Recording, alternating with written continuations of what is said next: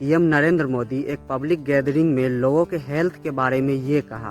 हमारे शास्त्रों में कहा गया है, शरीर माध्यम खलु धर्म साधनम, अर्थात हमारा शरीर, हमारा स्वास्थ्य ही हमारे धर्म, हमारे सुख और हमारी सफलता का सबसे बड़ा साधन है।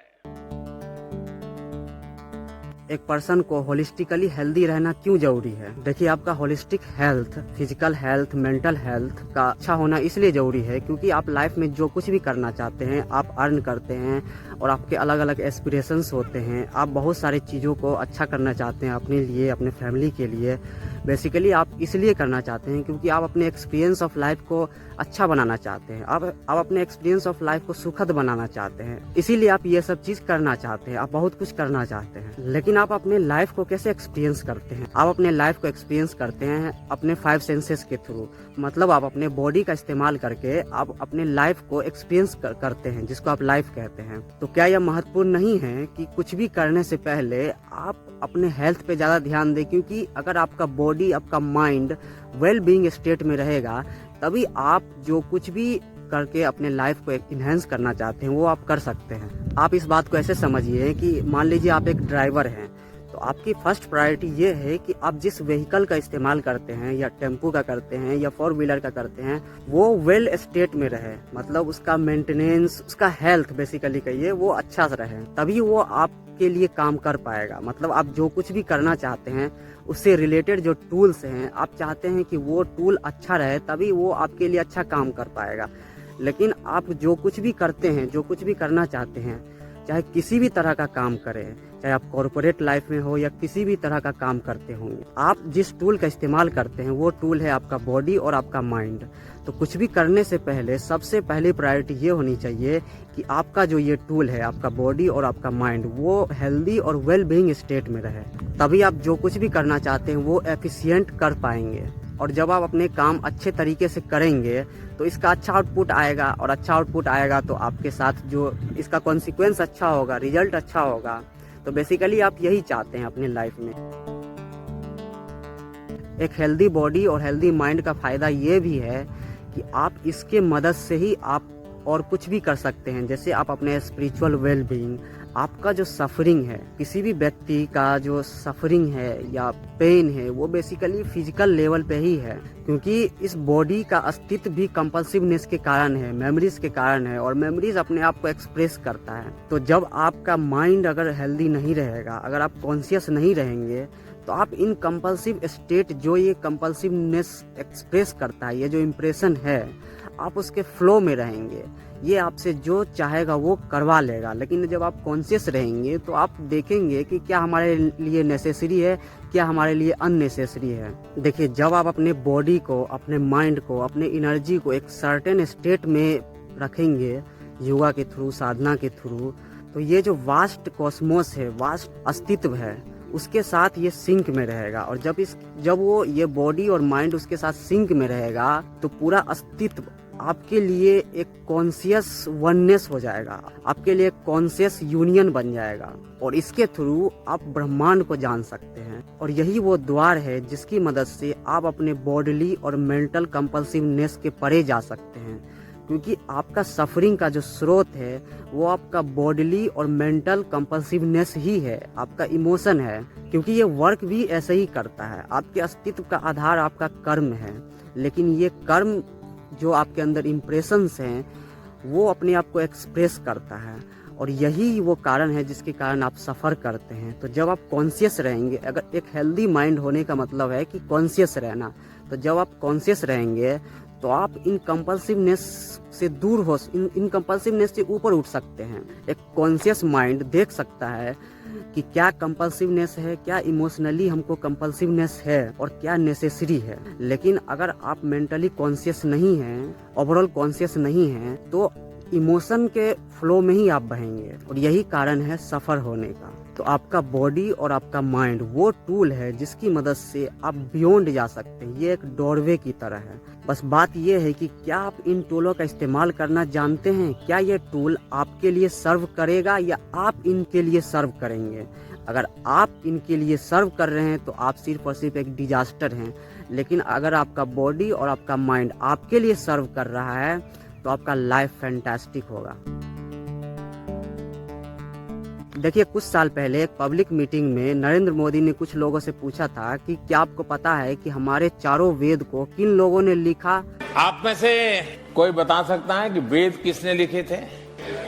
दुनिया के सबसे पुराने ग्रंथ, और आज भी 5000 10,000 साल के बाद भी दुनिया को रास्ता दिखाने का सामर्थ्य रखते हैं। आपको मालूम है वेद किसने लिखे थे?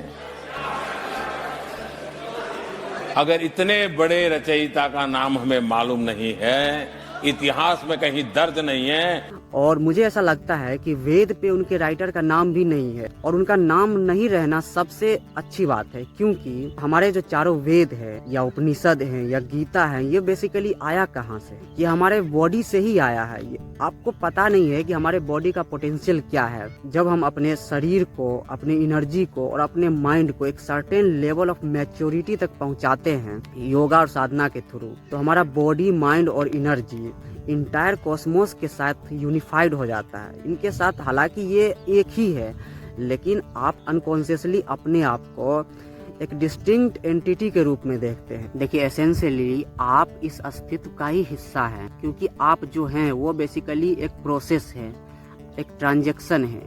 जैसे आप ब्रीदिंग ले रहे हैं, फूड लेते हैं, एयर लेते हैं, वाटर पीते हैं, फिर इसका रिसाइकल होता है, फिर ये बाहर जाता है, अंदर जाता है। तो बेसिकली आप जो हैं वो एक्यूमुलेशन है और एक प्रोसेस है।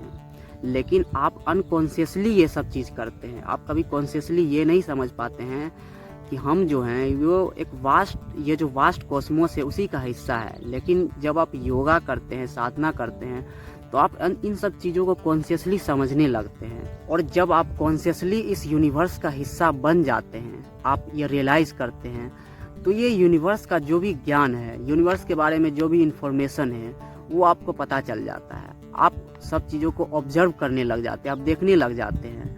तो वेद है, उपनिषद है या गीता है, बेसिकली यही है कि हम क्या हैं। गीता किस चीज़ के बारे में? गीता हमारे बारे में है कि हम कौन हैं। उपनिषद किसके बारे में? हमारे बारे में है कि हम कौन हैं। और हमारे बारे का मतलब हो गया कि पूरे यूनिवर्स के बारे में है। तो ये ज्ञान यहीं से आया है कि जब हम अपने शरीर, अपने मन और अपने ऊर्जा की मदद से हमने उन सब चीज़ों को टच कर लिया जो हमारे अस्तित्व का आधार है। और जब हम अपने अस्तित्व के आधार के टच में आ जाते हैं, इनको रियलाइज करते हैं, तब ये हमारे लिए पूरा एक्सपोज है। हम इन सब चीज़ों के बारे में हमको पूरा जानकारी हो जाता है। तो जो वेद में है, उपनिषद में है या गीता में है, वो इन सब बुक को पढ़े बिना भी आप इन सब चीज़ों के बारे में जान सकते हैं। लेकिन बात यह है कि क्या आप अपने शरीर और एनर्जी को, माइंड को इस लेवल तक पहुंचा सकते हैं? अगर ये आपके लिए संभव है तो ये भी हो जाएगा। देखिए, हमारे शरीर में जितने भी फंक्शंस होते हैं, जो भी हमारे शरीर में कंडक्ट होता है, चाहे लिवर का फंक्शन हो, हार्ट का फंक्शन हो, फेफड़ा, जो भी कुछ हो रहा है, उसके पीछे ऊर्जा का इस्तेमाल होता है। हमारा जो प्राणिक सिस्टम है, जिसको प्राण या प्राणिक बॉडी कहते हैं, वो इन सब फंक्शंस के लिए जिम्मेदार होता है, रिस्पॉन्सिबल होता है। तो अगर हमारे एनर्जी बॉडी में डिस्टॉर्शन है, अगर बैलेंस नहीं है, हमारे 72,000 नाड़ियाँ में अगर एनर्जी प्रॉपरली फ्लो नहीं हो रही है, तो हमारा कुछ ना कुछ पार्ट ऐसा होगा जो प्रॉपरली फंक्शन नहीं करेगा। और जब कोई भी पार्ट प्रॉपरली फंक्शन नहीं होता है तो धीरे धीरे वो डिजीज़ का रूप लेने लग जाता है। तो आप देखते होंगे जो योगी होते हैं, जो काफ़ी समय से योगा करते हैं, उनको डिजीज नहीं होता है। 99% योगियों को कोई डिजीज नहीं होता है। तो इसका कारण यही है। लेकिन आम लोगों के साथ ये नहीं होता। आम लोग अपने भाग दौड़ की ज़िंदगी में वो सब कुछ अचीव करना तो चाहते हैं, लाइफ को एक्सपीरियंस भी करना चाहते हैं, लेकिन वो इस बारे में कॉन्शियस नहीं है कि लाइफ को एक्सपीरियंस तो हम अपने बॉडी और माइंड के थ्रू ही करेंगे। तो लाइफ को एक्सपीरियंस करने के लिए सबसे जो महत्वपूर्ण पहलू है, जो सबसे महत्वपूर्ण चीज़ है कि हमारा बॉडी और माइंड हेल्दी रहे। और आपका बॉडी और माइंड हेल्दी रहेगा तो एक तो आप हेल्दी रहेंगे, आपका लाइफ एक्सपीरियंस ऑफ, भले आप कम पैसे कमाएंगे लेकिन आपका एक्सपीरियंस ऑफ लाइफ अच्छा होगा। दूसरा बात है कि अगर आपके परिवार हैं, आपके बच्चे हैं, तो वो भी परेशानी में नहीं आएंगे। तो आप अपने बॉडी और माइंड को हेल्दी रख करके आप अपने लिए तो अच्छा कर ही रहे हैं, उसके साथ साथ आप अपने परिवार के लिए भी अच्छा कर रहे हैं। क्योंकि खास तौर पे भारत में गरीब लोग और मिडिल क्लास के लोग, अगर उनके परिवार में कोई भी लोग बीमारी से ग्रसित हो जाते हैं तो पूरा परिवार सफ़र करता है, पूरा परिवार का फाइनेंशियल कंडीशन कोलैप्स हो जाता है। उनका जो भी उन्होंने बचत किया है कई सालों से, वो सारे ख़त्म हो जाते हैं। तो ये आप अपने बच्चे के लिए भी ये करके सोच सकते हैं कि हम स्वस्थ रहेंगे तो हमारे बच्चे के लिए या हमारे माता पिता के लिए भी अच्छा ही होगा। देखिए, गवर्नमेंट आपके स्वास्थ्य के लिए जो काम कर रही है वो बेसिकली करते क्या है, हॉस्पिटल बना देते हैं। गवर्नमेंट हॉस्पिटल या प्राइवेट हॉस्पिटल भी खुलते हैं, लेकिन दुनिया का कितना भी अच्छा, कितना भी लग्जरी हॉस्पिटल क्यों ना हो, आप उसमें एडमिट नहीं होना चाहेंगे अनलेस कि आप एक्सीडेंट हो गए हैं या फिर कोई डिजीज से आप ग्रसित हैं। लेकिन गवर्नमेंट इसमें एक और काम कर सकती है कि एक पब्लिक अवेयरनेस फैलाना चाहिए कि आपको स्वस्थ क्यों रहना है। आप स्वस्थ रहेंगे तो बेसिकली आप अपने परिवार पे भी उपकार करेंगे, आपका एक्सपीरियंस ऑफ लाइफ भी अच्छा होगा, हर तरह से आप अपने लाइफ का लुत्फ उठा सकते हैं। और भले गवर्नमेंट या प्राइवेट हॉस्पिटल खुलते हैं, लेकिन उसमें एडमिट होने से आपको भी नुकसान है, आपका परिवार को भी नुकसान है। और दूसरा बात है कि एक पब्लिक हेल्थ अवेयरनेस फैलाने से फ़ायदा ये होगा कि आप अपने हेल्थ के बारे में कॉन्शियस रहेंगे। और जब आप अपने हेल्थ के बारे में कॉन्शियस रहेंगे तो आप अपने आसपास के सफाई पे भी ध्यान देंगे, क्योंकि गंदगी के कारण भी बहुत सारे बीमारियां होती है। और जब आप अपने हेल्थ के बारे में कॉन्शियस हो करके अपने आसपास के गंदगी को साफ करेंगे, अपने आसपास को स्वच्छ रखेंगे, तो ये नरेंद्र मोदी जी का जो एक स्कीम है, जो उनका एक मुहिम है स्वच्छ भारत अभियान, उसमें भी इनडायरेक्टली हेल्प करेगा। तो एक पब्लिक हेल्थ अवेयरनेस गवर्नमेंट के थ्रू या जो भी एनजीओ हैं, जो भी सोशली अच्छा करना चाहते हैं सोसाइटी में, वो पब्लिक हेल्थ अवेयरनेस लोगों को कॉन्शियसली ये बताए लोगों को कि आपको हेल्दी क्यों रहना है। इसकी मदद से आप लोगों को तो हेल्दी रखेंगे ही, और लोगों को हेल्दी रखेंगे तो हेल्दी समाज होगा। और जो मैंने ये बताया है स्वच्छ भारत अभियान, इसमें भी मदद करेगा। तो ओवरऑल और एक हेल्दी पर्सन ही अच्छा काम करेगा, एक बीमार आदमी अच्छा काम नहीं करेगा। और जब आप अच्छे काम करेंगे तो आपके साथ अच्छा होगा, और जब आपके साथ अच्छा होगा तो देश के साथ अच्छा होगा। तो कहने का मतलब ये हुआ कि आप अपने आप को हेल्दी रख करके, होलिस्टिकली हेल्दी रख करके, मतलब हेल्दी बॉडी हेल्दी माइंड रख करके आप देश के लिए भी अच्छा कर सकते हैं। क्योंकि जब आपका माइंड हेल्दी होगा तो आप अच्छे डिसीजन लेंगे, आप क्लियर रहेंगे।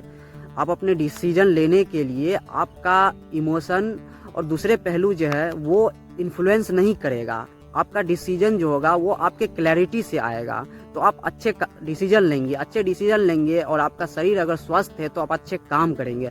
और जब आप ये दोनों अच्छे करेंगे तो आपके साथ अच्छा होगा। तो यही था मेरा वीडियो आज का। आपको कैसा लगा कमेंट में बताएं।